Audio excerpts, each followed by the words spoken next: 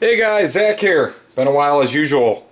Wanted to do a little short video here talking about the Gathering G7, USN Gathering, the 7th one this year. My wife and I actually managed to scrape together enough funds here, kind of last minute almost, and we took a little trip to Vegas and attended what was my second gathering and the first gathering for her. Just a fantastic time. Those of you guys who watch that may hit Blade Show or hit some other shows, of all the shows I've been to, and I've been to Blade, and I haven't been to the New York Custom Show, but I've been to most of the other ones. The Gathering is just, it is the top. It is the best show that you can go to. I mean, there's just such passionate people, and the relationships actually seem to be greater, or you manage to make greater relationships at the Gathering than you do at, let's say, Blade Show, because there's just so many people and so many vendors outside of knives even at Blade Show. So I just wanted to take a few minutes here and talk about some of the scores we managed to pick up this year. Brought my wife, so I had an extra body to go in on lotteries, but unfortunately we didn't actually win any lotteries at all. But we did end up getting a few really awesome pieces while we were there. Some first come, first serve stuff. I kind of take you through the order of how our show went. Maybe a little rant here too. But when we first got into the show, the first knife we got after we found out that some of the other ones were sold out was we went over to the TAD booth and we saw that they had these all-tie Mark IVs. Dauntlesses. They had some in blue and they had some in bronze. Now I think there was some confusion while I was over at the TAD table, because I thought they told me there was only 20 of these and that these bronze ones were going to be an exclusive of the Gathering of G7, but it might be that they only had 20 blue ones. I'm not entirely sure, as I did just see these drop here online the other day. If you follow me on Instagram, you know that I picked up a carbon fiber one. I actually got this for my wife for my birthday, so back in August I picked up the carbon fiber Mark IV, and this one's seen quite a bit of pocket time already. These are just fantastic knives, and if you're not familiar, from the older versions of Mark III, the Mark II, and so on, basically the main changes are they've contoured the frames, both the tie side and the G10 or carbon side, as well as they've added bearings in here, which just makes it, I mean, they're not really necessary on a non-flipper, but man, does it make it fun to play with these. Incredibly smooth, perfect lockup, just an absolute value in the price range that you get for these. But at any rate, they had these finely contoured Mark IVs. They had them in bronze and blue, like I said. And they were also DLC. These were black DLC coated. So this one will probably go into the safe as kind of a collector piece. For some reason, I always end up with more than one Dauntless. I usually sell them. I've had just about every generation of Dauntless up to this point. I usually sell them when another show comes up, if there's another piece that I want. But then TAD introduces a new version and I have to have it, and I end up with at least two, sometimes three or more. Let me adjust my lighting here a little bit and see if we can, yeah, that's a little bit better. You can get a look at this guy. It's kind of shiny. Nice deep bronze coloring on both sides. So this was the first knife that we picked up. Right from there, which was just a short walk over, we visited the Andres and Andre Van Heerden. I was actually at Andre's table and he was putting out some knives for sale. I think he had the A2, A3, and a couple other ones they were putting out. And I walked up and I said, you have lotteries going or what? And just like last year, he said, no, first come, first serve. And I was trying to remember the name of this knife, literally, as I was looking on Instagram, because I was like, I know it's, the Righteous or something along those lines. He pulled this one out and I said, I'll take that one right there. I didn't even know the price yet. I just snatched it right up. This one I have been into for a long time. Actually, spotted these last year. A guy, I think, got one from him in the Cove the first night, a Damascus piece, Damasteel piece, and I fell in love with it right then upon first handling it. And I've seen these kind of floating around Instagram and some for sale here and there. and I had to have one. So when he pulled it out, I purchased it immediately. My wife was like, "Oh my God, you're spending all your money right away." And I said, "Yeah, well, I've learned from going to shows that on the first come, first serve stuff, if you don't snatch some of this stuff up right away, you're going to end up leaving with nothing. You probably won't hit any lottos, and then these beautiful pieces will be gone." It's just a surprise to me that he even had these, considering a lot of stuff at these shows sells out before the doors even open, which is kind of a gripe. Just go on to that little rant gripe there. You know, we waited in line, myself and my buddy Kevin McClooney, C-Dog on the USN, or Kev MCL on Instagram. We were in line at before 5:30, and we waited in line 4.5, 5 hours to get into the show to get some. We were looking for MSC Striders, Burnley Cypops, and some of that first come first serve stuff. We got into the show.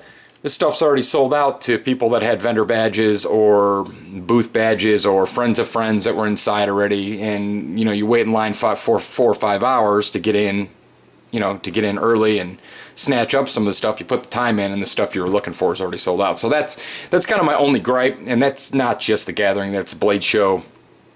Some of the other shows, California Custom Show, the makers actually agree not to sell anything until I think 15 minutes after the doors open. But regardless, so we wandered over from the TAD booth, and we ended up picking up this M44, which is the 3.5 inch version. There's the M44 and the M35, the two versions of this. This one, in my opinion, is perfect. It's the perfect size. Each of these I'll do separate videos on too for you guys. I'm just going to do kind of a brief overview. Look at this clip though. Beautifully done clip. Not a fully 3D sculpted clip, but just, you know, a nice little touch. So it's custom for this piece. Beautifully finished lightning strike carbon fiber right there. And and it's hard to see, but the way he has these kind of milled out and contoured, it's just phenomenal work. I mean, in his hand satin blade too. Look at that. The only other knife that I've had with a similar hand satin blade was the J.W. Smith stuff, and if you know J.W. Smith's work, you know that satin is gorgeous. And I mean, this thing is on IKBS, obviously, liner lock. Just an amazing action. Might be the most amazing action of any flipper that I have currently. Just perfect. Just perfect in every way. Blue anodized in the camera. The lighting in here is a little crappy today. But blue anodized liners. And Kathy, my wife, Mac the wife on Instagram, she fell in love with this piece too, right after I actually showed it to her. After she criticized me for spending all our money right away. So this was our second score, the M44 by Andre Van Heerden. Great guy. One of my biggest regrets of the show is he had an A2, A3. When I stopped back a little bit later, kind of the matching piece, lightning strike, blue liners, and hand satin blade. And he offered me that piece at, I think, $50 off from what he was selling it for. And I should have bought it right then. When I was kind of thinking that I might hit some of the big lottos and I was going to need my cash, and I should have bought that piece. That was my one regret of the show. I should have picked that piece up from him, followed my own rule, picked that piece up from him right then, and I would have had kind of a companion set.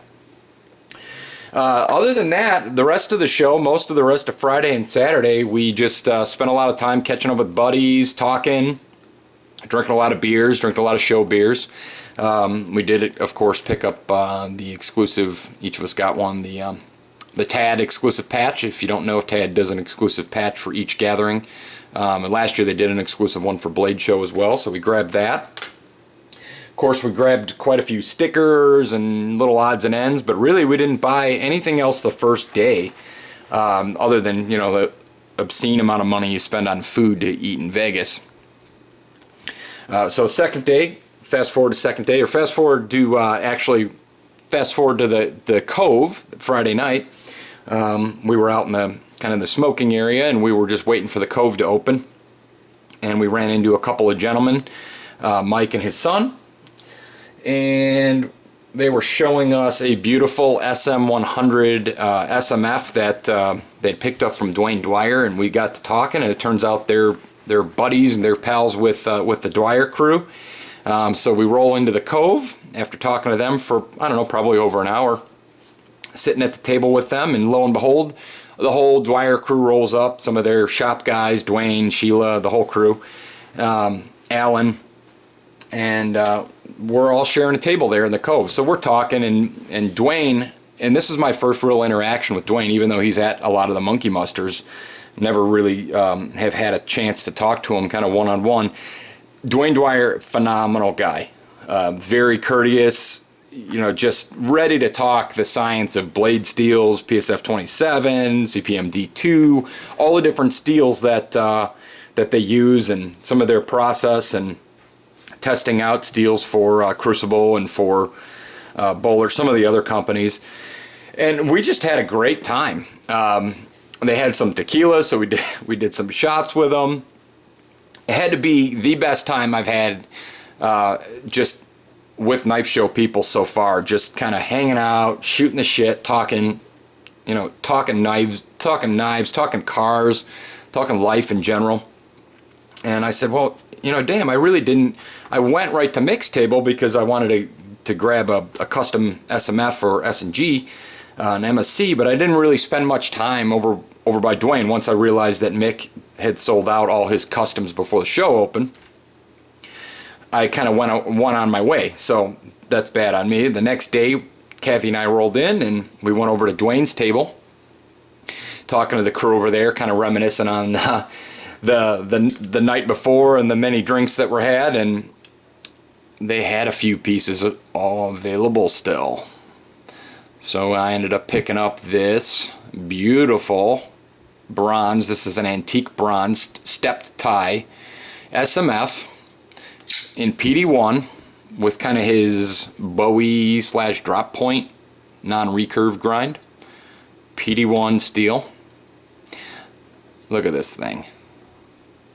You know, I'm sad to say that his knives were almost an afterthought for me at the show. I was chasing Rexfords and Birches and Monroes and all the big lotto knives that most of us are there to get.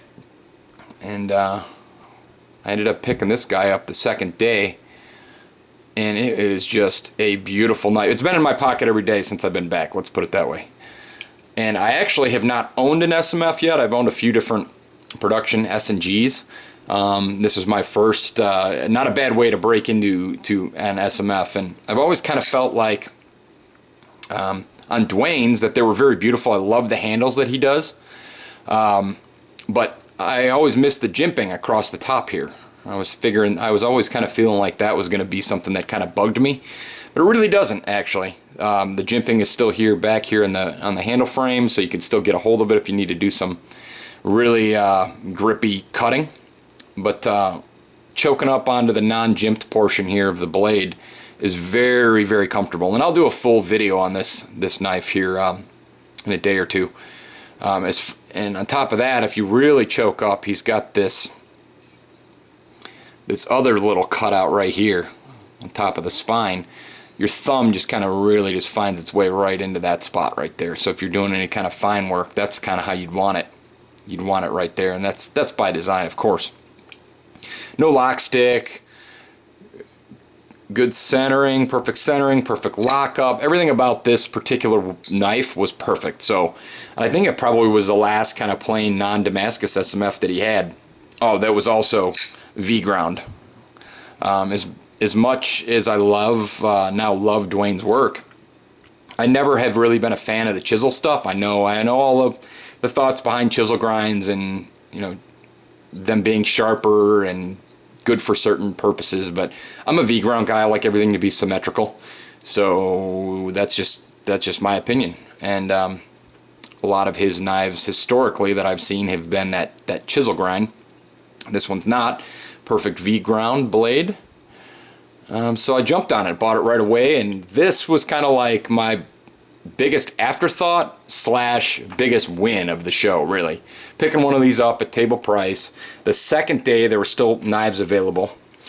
Ended up making a great relationship with the whole Dwyer crew. They were so accommodating. They actually threw in a shirt with this one for Kathy. And I can't say enough good things about them. Now I'm online checking out vendors, trying to figure out how to score my next wire. I mean, honestly, the MSCs I know are the hot topic, and Mick's got the big name in of the Striders, but man, you guys, you will not be disappointed with these DDC customs, especially with these frames.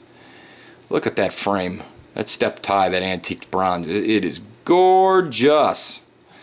Nice back spacers, or rather barrel spacers instead of the solid back spacer. But again, I will do its own video for this piece later. So those are kind of the three pieces that we ended up picking up, and which is cool. But ultimately, the relationships and the good time we had while we were there. G-Man from Instagram, again, Kevin McClooney, who we see at a lot of the Monkey Musters and at other shows. Just a great time catching up, great time overall. The whole gathering, the whole USN crew, they put on a great show.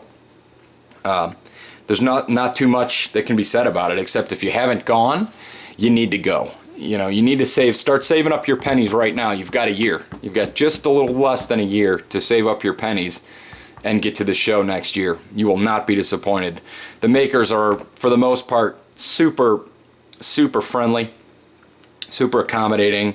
You know, if you really want to get sucked into this hobby, go to a knife show. And if you really want to get sucked into this hobby, go to the gathering. It's one of those things, you have to be there. You have to experience it to fully understand what I'm saying. In fact, Kathy is now like a knife nut after going to her first show, for her first real show. She's looking for kind of a blued S&G, so I think we have a line on one of those. The last thing I want to show you is from Starling Gear, and kind of throw out a thank you to those guys. They do kind of like a little rip your card in half giveaway. If your card matches up with the card that they pull, you can win something that they have. They have usually about 5 or 8 items up there you could pick. Each person gets to pick until all the items are gone. Well, the second day, my card was chosen, I think, second or third, and I ended up with this sweet skull pendant. I mean, how awesome is that? There's nothing really better than free, right? And ended up with this sweet little pendant. And this is kind of like my first real piece of Starling Gear stuff, and I think that the problem I'm going to have is now I'm going to want a lot more. It was kind of like the gateway drug. The first one's free. And then the rest are, you know, they got you hooked for life, and you spend all your money over there. I got one other thing I'd like to show you really quick before I let you go.